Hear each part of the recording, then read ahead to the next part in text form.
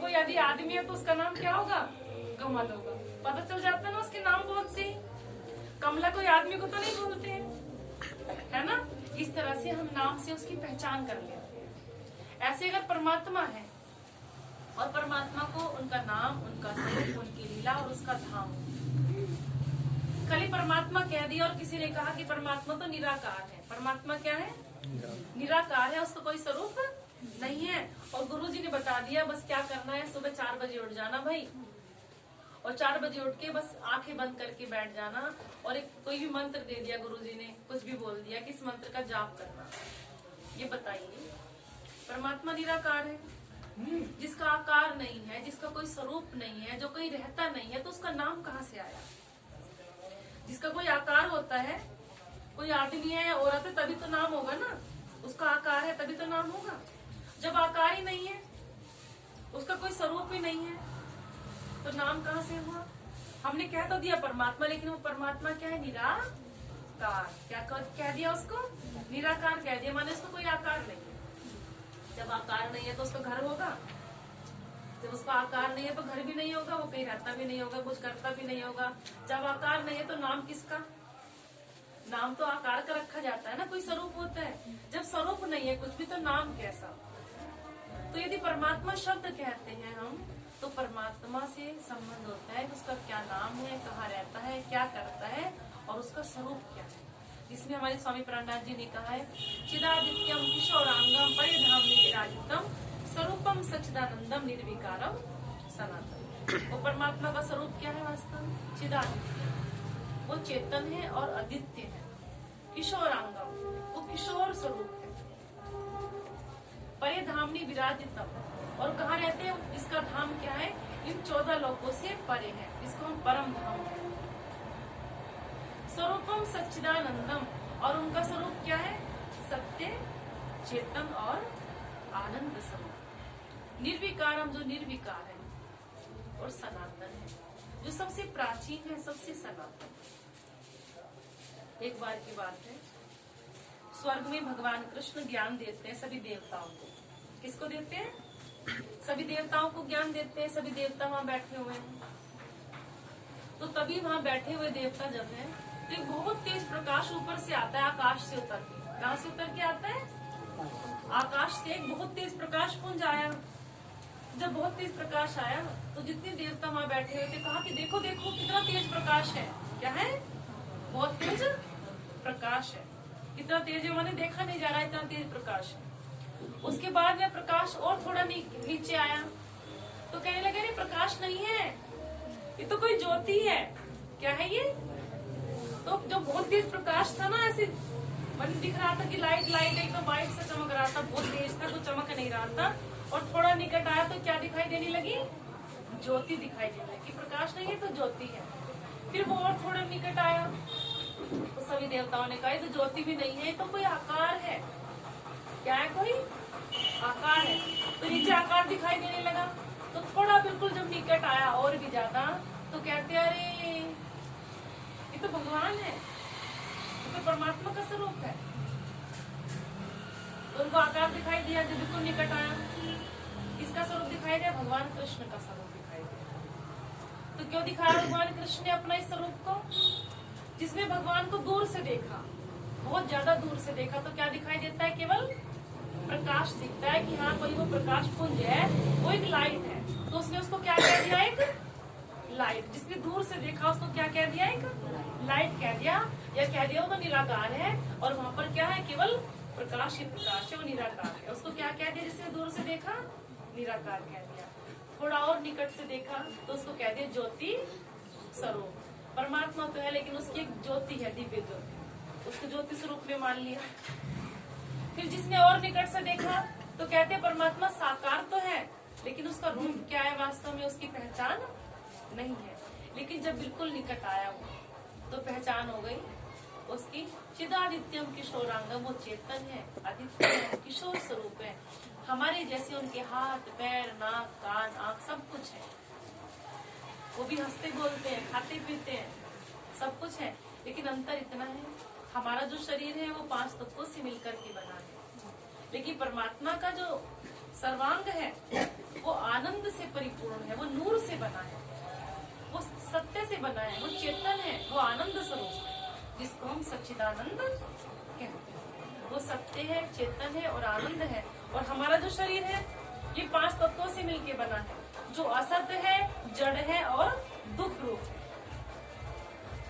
ये शरीर क्या है? जड़ रूप है, एक दिन मिट जाएगा, ये असत्य है और इसमें दुख के अलावा और कुछ भी नहीं है। और परमात्मा का जो स्वरूप है वो चेतन है, सत स्वरूप है, आनंद स्वरूप है, नूरी है। तो उनका भी एक स्वरूप होता है। जिसने दूर से देख लिया गुरु ने, उसने उसे लाइट स्वरूप बता दिया। जिन गुरु जी ने उसको थोड़ा और निकट से देखा तो उसको कह दिया भैया परमात्मा तो ज्योति स्वरूप है। क्या है परमात्मा? ज्योति स्वरूप है। बस सुबह उठ जाओ 4 बजे और ज्योति का ध्यान लगाओ और माने अपने अनुरूप कुछ भी नाम रख देते हैं भगवान का। परमात्मा तो निराकार है, वही प्रकाश है, बस उसी का ध्यान लगाओ, इतना कह दिया। उसके बाद में कोई कहता है कि परमात्मा का आकार तो है, लेकिन जब तुम ध्यान करोगे ना तो अपने आप प्रकट हो जाएगा। क्या कहते हैं गुरुदेव?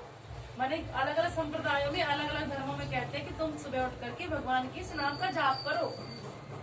परमात्मा का स्वरूप तो है, लेकिन वो स्वरूप कब प्रकट होगा? जब तुम उनका ध्यान करोगे, जब तुम उनका भजन करोगे ना, वो स्वरूप अपने अंदर प्रकट हो जाएगा अपने आप। तो अपने आप कैसे प्रकट होगा? जब पहचान ही नहीं है। जब पहचान ही नहीं है उसका स्वरूप क्या है वास्तव में, तो बिना पहचान के कुछ भी मिलता नहीं है। तो जब हमें ऐसे सदगुरु मिल जाएंगे, सतगुरु साधु वाको कहिए जो अगम के देवे गम, हद बेहद सभी समझावे भाने मत को गम। हमें सदगुरु ऐसा चाहिए जो हमें इस संसार से परे,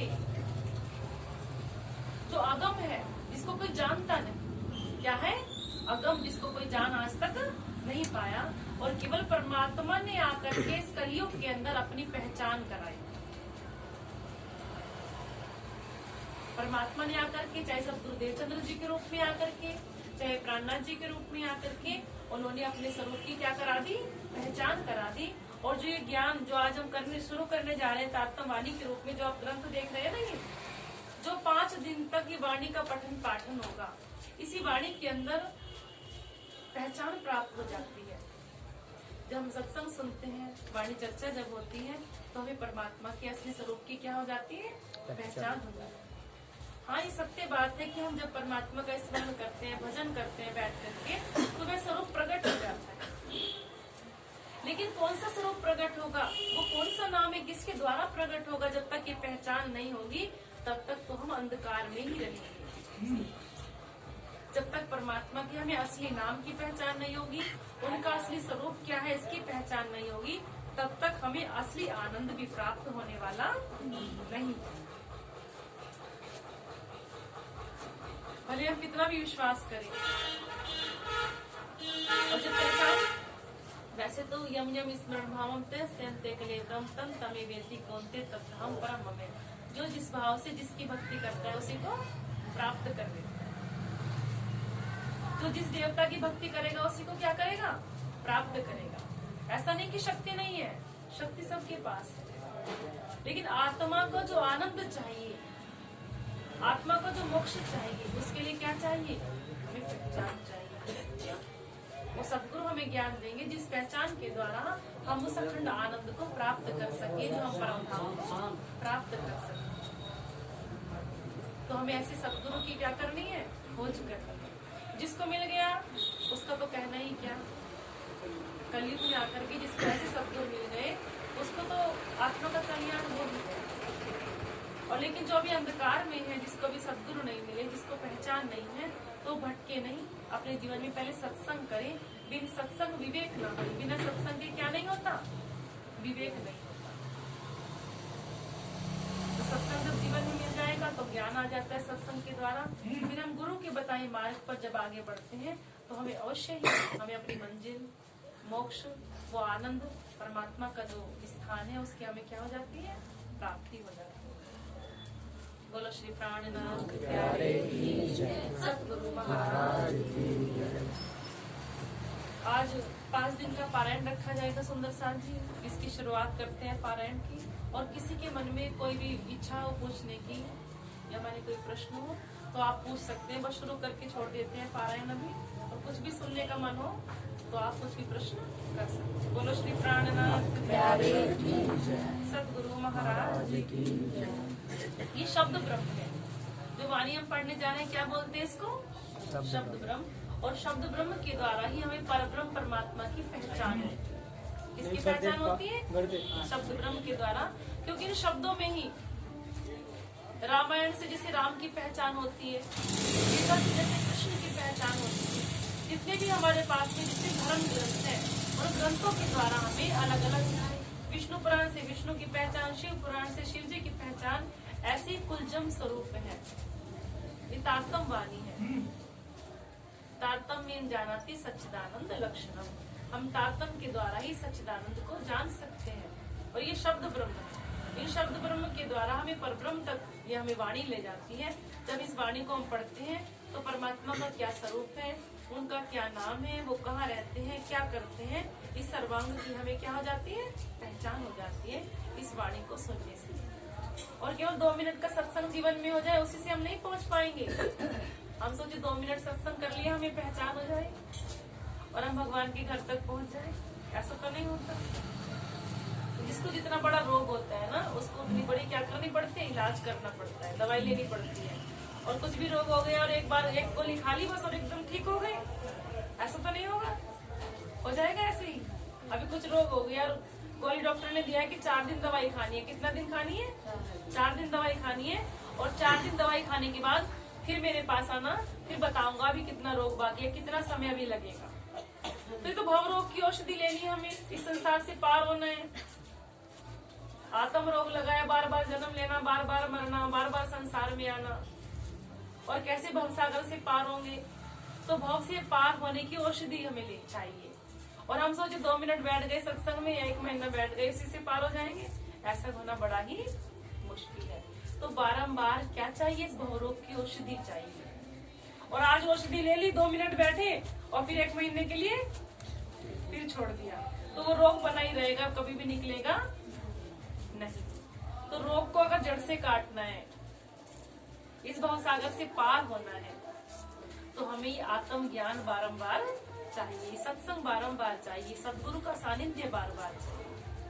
तो जब हम उनका संग करते रहेंगे जीवन में और उनके निकट रहेंगे तो अवश्य ही हम परमात्मा की ओर अग्रसर होंगे। बोलो श्री प्राणनाथ प्यारे की, कृष्ण कन्हैया लाल की, महाराज की। पकड़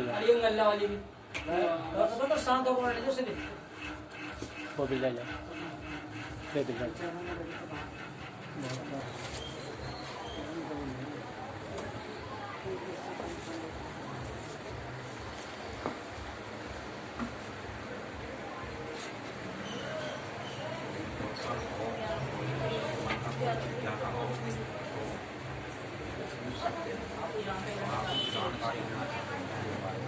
सुंदर साथ जी, तारतम्य इसमें 14 ग्रंथ है। कितने ग्रंथ है? 14। मैंने पहले ही बताया था, मैंने कहा 14 ग्रंथ होते हैं। नाम याद है 14 ग्रंथ के किसी को? कोई हाथ खड़ा कर रहा है मेरे से पीछे। नाम याद है किसी को 14 ग्रंथ के? आप बताओ जो याद करके लेकिन बोल रहे हैं। हमारे शरीर में 14 ठिकाने होते हैं। कितने?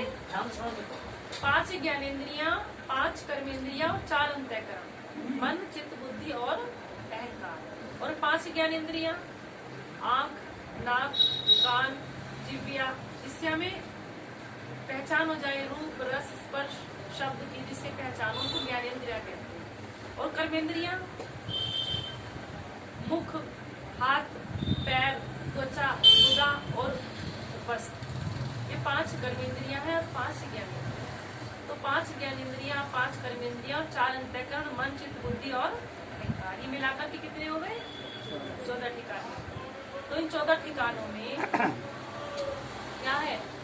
अज्ञान भरा होता है जब तक हमें सतगुरु का संग नहीं होता। अज्ञान, अविद्या, वासना, ये सब भरा होता है, लेकिन जिस समय हमें सदगुरु का सानिध्य मिलता है, ये अज्ञान अंधकार होकर के हमें सत्य की प्रकाश मिल जाता है, सत्य की पहचान हो जाती है।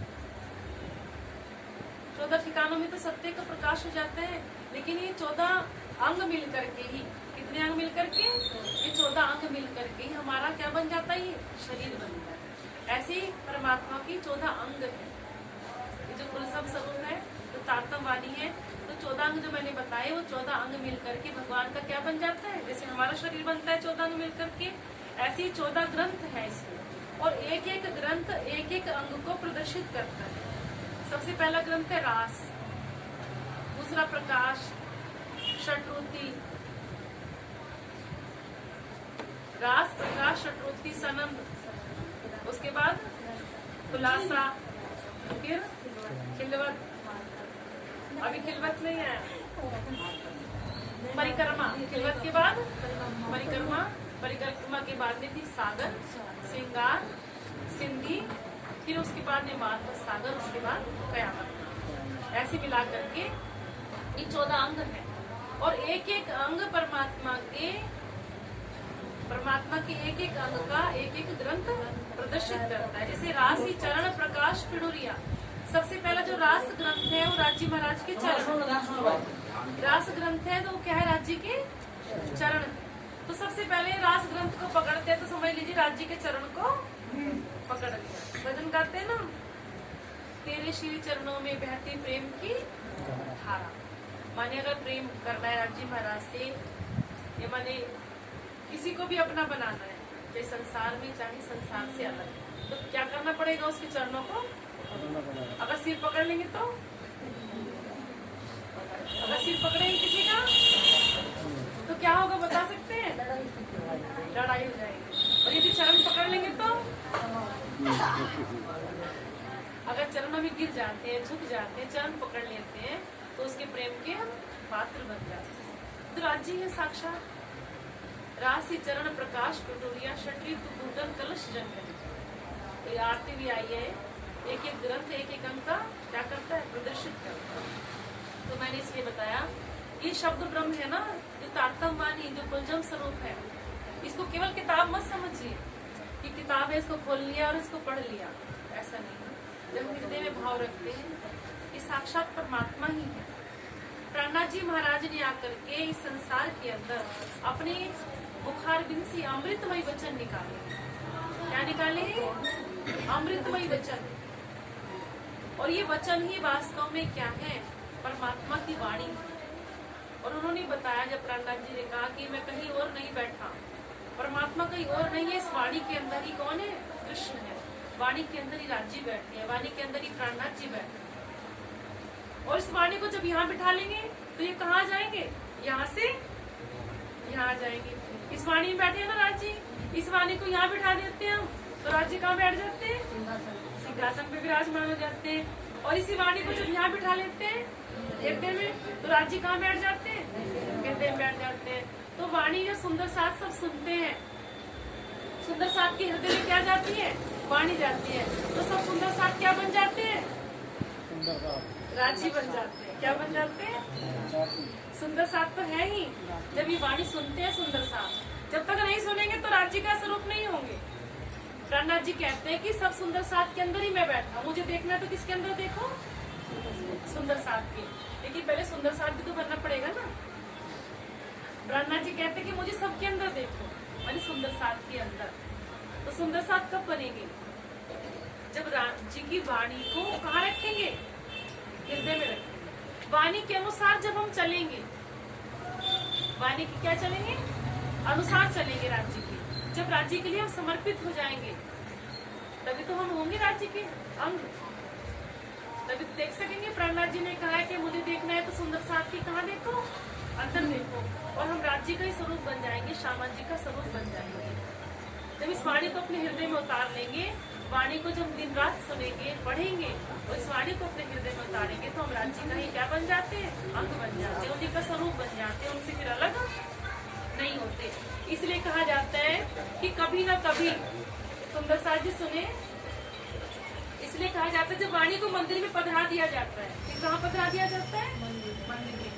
तो जो वाणी के अंदर राज्य है और मंदिर में वाणी को पद रहा है, तो वहाँ पर कौन बैठ गए? राज्य। कौन बैठ गए वहाँ पर? राज्य। तो राज्य के अलावा फिर मंदिर में कुछ और नहीं देखे, बस राज्य बैठे हैं मेरे। कौन बैठे हैं मंदिर में? किसके लिए आए मंदिर में? राज्य। किसके लिए आए?